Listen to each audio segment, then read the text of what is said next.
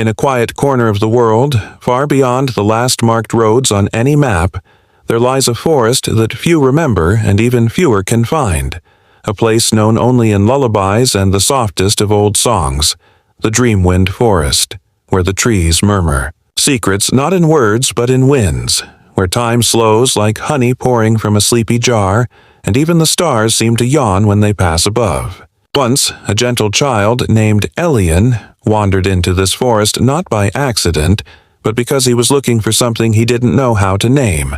a feeling perhaps, or a whisper he had heard in his dreams, and he carried with him only a small lantern, a woolen satchel with a notebook, and a feather he had found on his pillow one morning, silver and warm like moonlight. The air grew still as he stepped between the tall trunks that spiraled gently upward, their bark patterned like ancient runes and their branches soft with drifting moss that shimmered faintly with starlit dew.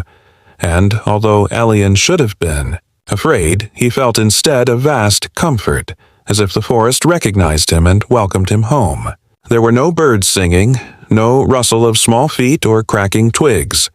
only the gentle voice of the wind as it slid through the leaves like silk, carrying with it lullabies from distant times. And Elian followed these songs as one might follow a ribbon through a dream, weaving gently through soft golden ferns and bridges of tangled roots. Now and then he saw creatures watching him, not with fear, but with the calm curiosity of old librarians. A fox with eyes like amber lanterns, a stag with antlers shaped like branches reaching for the stars, and a blue moth the size of his hand. That seemed to glow from within, all of them nodding silently as if they knew he was part of something very old and very important. Deeper still he walked, past a waterfall that sang in a forgotten language, past a hollow tree that breathed like it was asleep, and past a circle of stones that whispered names as he passed. Perhaps his, perhaps others who had wandered here long ago. And always he listened, his notebook now full of sketches and fragments of phrases carried on the air, written in a language he didn't know he knew. Nightfall came slowly in the Dreamwind Forest, and the sky above became a dome of violet and silver, stars blinking on like candle flames one by one, and Elian sat beneath a tree whose trunk pulsed softly with warmth, opening his satchel to find that the feather he had brought had begun to hum quietly, vibrating with a song that came not from outside, but from within his chest, soft like a memory. Just then, a voice emerged from the air, not loud, not startling, but calm and clear, like water in a still pond, and it said, "You are the last listener, the one who remembers without remembering, and the forest has waited for you." And, though Elian looked around, he saw no speaker, only the wind swirling slowly around him, weaving tiny petals and glowing dust into a slow spiral, and in this spiral he began to see scenes. A forest waking in spring, an old woman weaving starlight. Into thread, a child once lost now dreaming safely beneath a canopy of leaves. He saw stories older than time, lives lived in quiet wonder, and dreams left behind by wanderers like him, all kept safe in the hush of the forest. Slowly, he closed his eyes and let himself lie down, the moss beneath him softer than any bed, the lantern in his hand dimming gently as if in sync with his heartbeat, and the wind curled around him like a blanket, whispering stories he no longer needed to write because they had always lived inside him. And as Elian drifted into sleep beneath the whispering branches, the Dreamwind Forest exhaled, a single, long, quiet breath that carried his dreams into its roots and branches and skies, adding his story to the hundreds it had kept for centuries, to be whispered again to the next soul who came searching not for answers, but for the soft and ancient comfort of being known by a forest that never forgets. As the night deepened over the Dreamwind Forest and the stars spun their slow circle in the sky, Elian slept, nestled within the gentle cradle of moss and light, unaware that time here did not move as it did elsewhere, that while his eyelids flickered with dreams, the forest watched over him with the stillness of centuries, and in the soft hush between his breaths, something old began to stir, not with urgency, but with the grace of something eternal awakening gently after a long, patient slumber. And when Elian's eyes opened once more, he found himself in a place he hadn't fallen asleep in, though it felt just as safe, just as silent. The tree above him had shifted its branches into a canopy of shimmering leaves, silver and green, swaying gently as though stirred by a music, too delicate for waking ears, and the moss beneath him had formed into small paths, curling outward in every direction like choices waiting to be made. Yet none of them felt wrong or dangerous, only different kinds of quiet. Beside him lay his notebook, but the pages were no longer blank or sketched with his hand. They were filled now with scenes he did not recall drawing: a spiral staircase carved from moonlight, a village of lanterns floating on lily pads, a giant bird asleep beneath the roots of a mountain. He blinked slowly and stood, and found that his footsteps made no sound, not because the forest muffled him, but because he had become part of its breath, walking as if in harmony with its rhythm, and as he wandered down a path dappled in soft, gold light, he saw things that would have felt like dreams anywhere else but here: a bridge woven from spider silk stretching across a stream of glowing mist, a creature shaped like a deer but made of ivy and stones that looked up at him with gentle, leaf-dark eyes, and far off, the outline of a bell tower that rose like a whisper from the treetops, its bell never rung yet always heard. In the stillness, Elian felt no hunger, no fear, only an endless, calm curiosity, and when he reached a small glade lit by hundreds of tiny fireflies spinning in slow orbits, he sat again and closed his eyes, and the voice from before returned, not from without, but from within him now, saying softly, "Each dream you carry is a seed, and this forest is where they bloom." And Elian smiled, understanding without words that he was not here to find anything, but to remember what had never been lost. The ground beneath him warmed like sunlight through a window, and the wind wrapped gently around his shoulders like a cloak, carrying with it a scent like rain on old stone and the feeling of being sung to as a child, and he felt the stories of others flowing near him now, not seen but sensed, those who had come before him, who had dreamed and listened and rested here, their memories folded into petals,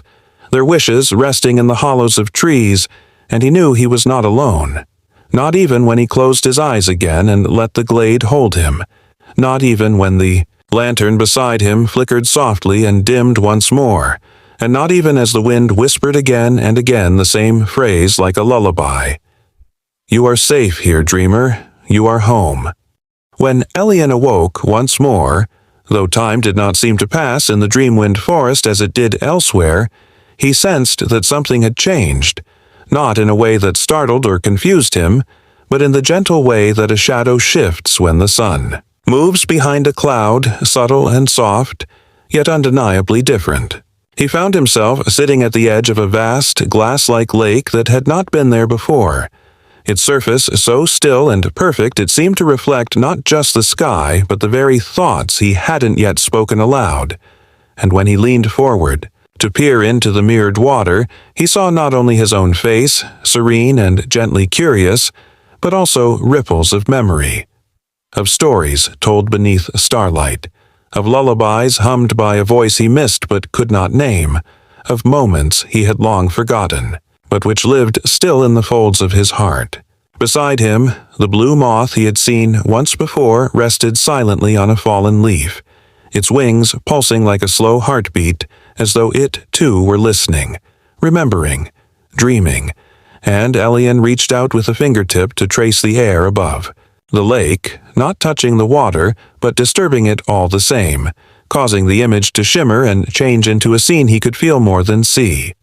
A path lit by hanging lanterns, a door without a wall, and a vast library nestled in the boughs of a tree so large it touched the stars. Without needing to decide, Elian stood, and the forest responded, parting its trees gently to reveal the path of lanterns, each one glowing with a different hue,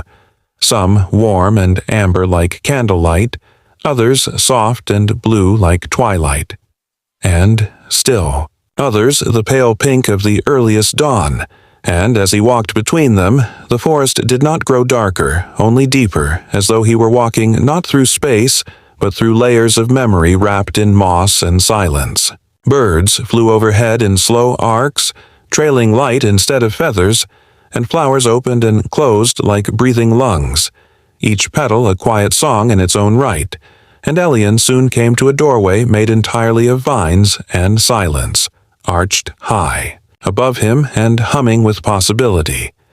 As he passed through it, the library from his vision unfolded around him, not shelves and ladders, but branches and blossoms, each leaf a page, each bloom a book, and everywhere he looked, stories whispered themselves into the air without voices, like music played by 1,000 distant harps, all in tune. He wandered slowly, reverently, brushing his fingers along bark etched with forgotten languages and petals inked with old dreams, and the forest seemed to hold its breath as he reached the center, where a single tree stood alone, tall and silver, with no leaves but with hundreds of hanging threads of light, one of which slowly drifted toward him and curled softly around his hand, pulsing gently as it settled into his palm, becoming a tiny orb of warmth and light that he instinctively knew was his own story, woven now into the fabric of the forest. And as Elian sat beneath the silver tree, the orb rising and falling with his breath, the Dreamwind Forest around him sighed in peaceful rhythm, and he understood that he was not merely a visitor, but a part of this place now, not trapped, but belonging, and that wherever he might go next, the whisper of the trees, the songs of the moths, and the warmth of the moss would forever hum in the quiet corners of his soul, guiding him always gently back whenever he closed his eyes and listened. The light from the orb in Elian's palm pulsed slower now, as if in perfect rhythm with the deep, steady heartbeat of the Dreamwind Forest itself, and though he did not know how long he had sat beneath the silver tree, an hour, a night, or perhaps the length of a single dream, he felt no need to measure time here, only to be present in the quiet unfolding of each moment, and as he looked up, he noticed the threads of light above him beginning to sway gently, weaving themselves together into patterns of memory and rest, forming images in the canopy. Not just of his story, but of many, wanderers and dreamers, children and elders, some who had visited long ago and others who had yet to come, all connected by the same longing to remember something soft and important that the waking world had asked them to forget. And as the soft wind moved through the branches, carrying the scent of twilight and old books, Elian stood slowly, holding the orb now close to his heart, where it melted quietly into his chest, not disappearing, but becoming part of him,